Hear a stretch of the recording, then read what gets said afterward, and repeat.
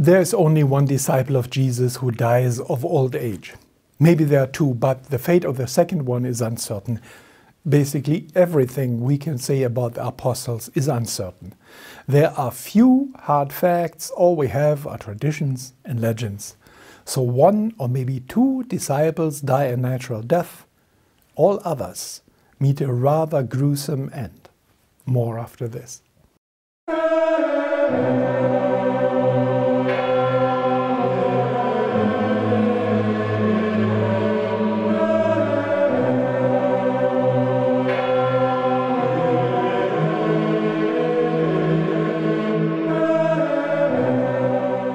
Whether there are 13 or 14 apostles depends on how you count them.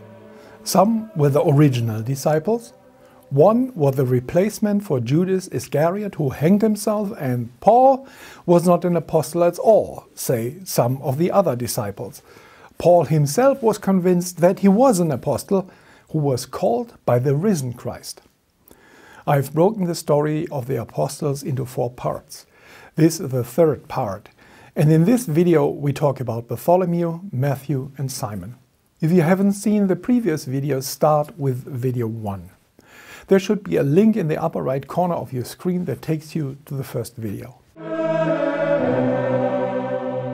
The apostle is also identified with Nathanael, who appears only in the Gospel of John. In the Synoptic Gospels, Matthew, Mark and Luke, Bartholomew is mentioned always together with the apostle Philip. Also, the Holy Quran lists Bartholomew as one of the apostles of Jesus. According to the church fathers Eusebius and Jerome, who wrote in the early 4th century, after Jesus' ascension to heaven, Bartholomew went to India to preach the gospel. He is supposed to have left a copy of the Gospel of Matthew there. This is rather unlikely because the Gospel of Matthew was written in the second half of the 1st century, which is about 50 years after Bartholomew was supposedly in India. Other ancient sources place his mission into Ethiopia, or Mesopotamia, the land between Euphrates and Tigris, or in Persia, modern Iran, or Laconia, which is in modern Turkey. He met an especially nasty end in Armenia, where he preached together with his fellow apostle Thaddeus, who is also known as Apostle Jude. According to the legends, he converted Polemus, the king of Armenia, to Christianity. Parts of Armenia at the time were a client state of the Roman Empire, which was hostile to the emerging Christian church. The conversion of the king enraged his brother Astyages. He feared that the conversion of the monarch to a religion that was suspect in Rome would have negative consequences for the country. He ordered that Bartholomew should be skinned alive. Bartholomew survived the torture and was then beheaded. Christian art often depicts him holding his flayed skin and a curved flensing knife. However, there are no records of an Armenian king named Polemus in the Armenian dynasty which ruled at the time of the events. That leads some scholars to conclude that Bartholomew actually died in India, where there are records of an official named Polemus. After his death, his remains spread all around the Christian world. The Byzantine emperor gave his body to the city of Daras in Mesopotamia in 507 AD. However, his body was also miraculously washed ashore on the Italian island of Lipari, which lies off the coast of Sicily. A large piece of skin and several bones were kept in the Cathedral of St. Bartholomew the Apostle, where the saint is venerated for the many miracles he did there.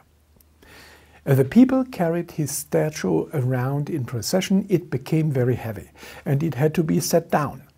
When the people tried to pick it up again, it became even heavier, so heavy that it couldn't be carried anymore. Then some walls collapsed that would have killed the people in the procession if they would have continued down the procession route. After the danger was over, the statue returned to its normal weight, and the people continued to carry it in procession. The Italian fascists confiscated the statue, which was made of silver. They wanted to melt it down, but when they weighed it weighed only several grams, not worth melting down. The statue was returned and regained its original weight. In the early Middle Ages, various rulers divided Bartholomew's remains. Some went to Rome, where it was kept in the church that was built on the former temple of Aesculapius, the Roman god of healing.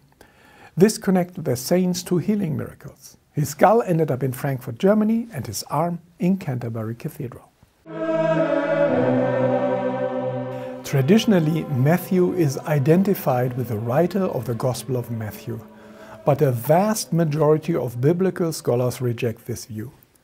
The Gospel was anonymous and the superscription, according to Matthew, was added in the 2nd century. According to the Gospels, Matthew was a Galilean and a tax collector. The Roman Senate farms out tax collection to private individuals. Those individuals bid on the right to tax a province. Who bids the most gets a contract. The Senate receives the money up front, and the tax farmers try to recoup their investment. Everything that they collect above their bid is their profit. The local tax collectors, like Matthew, are part of the machinery that squeezes everything out of the population that they can without sparking outright rebellion.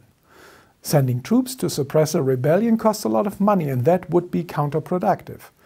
Causing a rebellion would make the Senate extremely angry, and they would sue the tax farmer for corruption, a very popular accusation in Roman law courts. As some senators serve also as judges and others as jury or prosecutors, that's a lawsuit they would most likely win. So the tax farmers walk a fine line between making as much money as possible and causing rebellion. That's why tax collector is basically another word for thief. They are one of the most hated groups of people in ancient Israel. Scholars think Matthew proclaimed the gospel to Jewish communities in Judea and then also in other countries. Ancient writers do not agree which those countries were. Some church traditions claim that he died as a martyr. Others reject that and claim that he died of natural causes. He is buried in the cathedral in Salerno. According to his profession, he is a patron saint of accountants. Simon is called the Zealot. A zealot is somebody who is fanatical and uncompromising in pursuit of their religious ideals. In 1st century Judea, a zealot can also be a member of a political movement. It was a group that emerged around the year 6 AD. They tried to incite the people of Judea to rebel and throw the Romans out of the Holy Land. That group disappears from history in the year 70 AD, the same year when the Jews indeed rebelled, and in retaliation the Romans destroy the temple in Jerusalem. Some traditions claim that Simon was one of the rebels. In an apocryphal infancy gospel, and apocryphal means that this book was not included in the Bible, a boy named Simon is mentioned. He is bitten by a snake and Jesus healed him and tells him, "You will be my disciple." Roman Catholic theologians claim that he could be the same person as Simon of Jerusalem, who was the 2nd bishop of Jerusalem. James, the brother of the Lord, was the first, and Simon could be another brother of Jesus, maybe Joseph's son from a previous marriage, maybe a cousin. Simon the Zealot is probably the apostle who has the most legends attached to his names that tell the story of his death. The most widespread tradition reports that he was a missionary in Egypt and or the Roman province of Africa, Libya and Mauritania. Later he joined St. Jude on an evangelizing trip in Persia or Armenia or Beirut in Lebanon, where they are both martyred in the year 65 AD. Other traditions say that he was active in the Middle East and Africa. Ethiopian Christians claim that he was crucified in Samaria, while others claim he was sawn in half in Persia. And in Christian art he is often depicted with a saw. Armenian tradition has it that he was martyred in the Caucasus.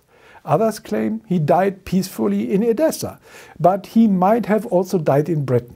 He might have visited Britain during the Roman conquest in 44 AD, and then he came to Britain a second time during the uprising led by the Celtic queen Boadicea in the year 60 AD. On that trip, on May 10, 61 AD, the Roman procurator Cassius Decianus, who the Roman historian Tacitus accuses to be so corrupt that he caused Boadicea's rebellion, has Simon crucified in Caistor, modern-day Lincolnshire. However, Simon's remains ended up in the St. Peter's Basilica in Rome, where they are venerated to this very day. Thanks for watching. Please like and share and subscribe, and I'll see you in the next video when we look at James, Jude, Thomas and Paul.